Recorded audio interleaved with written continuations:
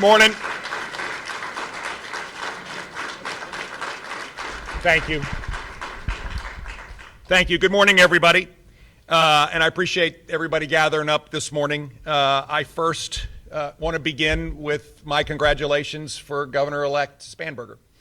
And she is stepping into what I believe is an incredibly important role, and that is to serve 8.8 million Virginians, an honor that this time 4 years ago I had the great privilege of doing myself. I'd also like to thank everyone who ran. In order to run for office in America today, you put your life on hold and you expose yourself to great scrutiny and challenges, and it takes courage. And so I do want to thank everyone who ran for office. I also want to thank our election teams. Once again, Virginians stood up. We ran elections. We ran them accurately and transparently. And our election teams worked around the clock for 45 days of early voting plus the election day. And so thank you to the tremendous professionalism. This is a great country. Greatest thing about the United States of America is it is a constitutional republic. And as a constitutional republic, the people elect their leaders. People run for office, and the people elect their leaders. 4 years ago, I had the great privilege of being elected. It's one of the great honors that anyone can possibly be bestowed with, being elected by their citizens in order to serve them.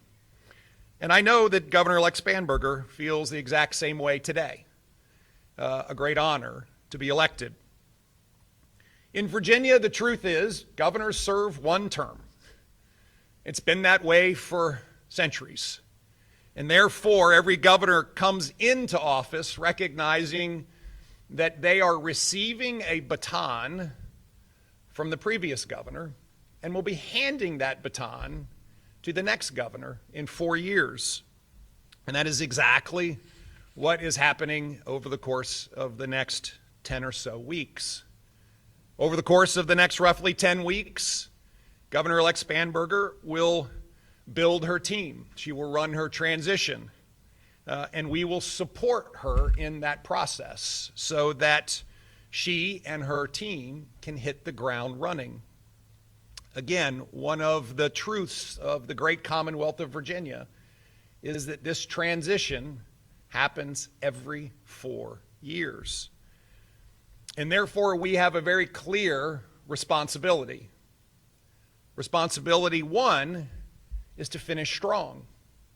We came in 4 years ago with an incredibly ambitious agenda, and we have worked diligently, tirelessly against that agenda, and we've accomplished an extraordinary amount.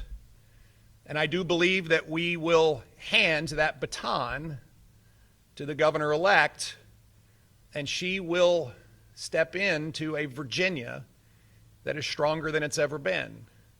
A Virginia that is seeing record job growth, record investment, and record opportunity.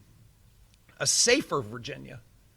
A Virginia today that recognizes that excellence in education translates into students being prepared for that great opportunity that record jobs and record business growth represent. We have a Virginia that today has safeguarded God's great gifts to the Commonwealth. And I'm incredibly proud of the work that we have done in order to safeguard those great gifts to the Commonwealth. And we have worked together in order to meet extraordinary moments, transforming behavioral health, working together to create cell phone-free education, of course, stepping up over the course of the last week to provide the equivalent of SNAP benefits to Virginians in need to make sure that those who need assistance get that assistance. But this is what Virginians do, and that is the responsibility of a governor to prepare Virginia for the next governor and to hand that governor a Commonwealth that is stronger than when in my case, he came in. And as I said, I believe we are going to present to Governor-elect Spanberger a Virginia that is stronger than it has ever been. And so with that, again, I congratulate her on her victory last night. We are committed to work with their transition team to make sure they are prepared and ready to go on day one. And most importantly, we are committed to running through the tape and making sure that Virginia is exactly what we know she is, the best place in America to live and work and raise a family. And so with that, again, I want to thank all of the candidates that ran. I particularly want to thank Winsome and John and Jason for their dedication during the campaign season. And I want to thank Winsome and Jason for their partnership during this incredible 3-year and 10-month journey with 2 more to go in order to finish strong. They have been extraordinary partners, extraordinary public servants, and their character is beyond reproach. And finally,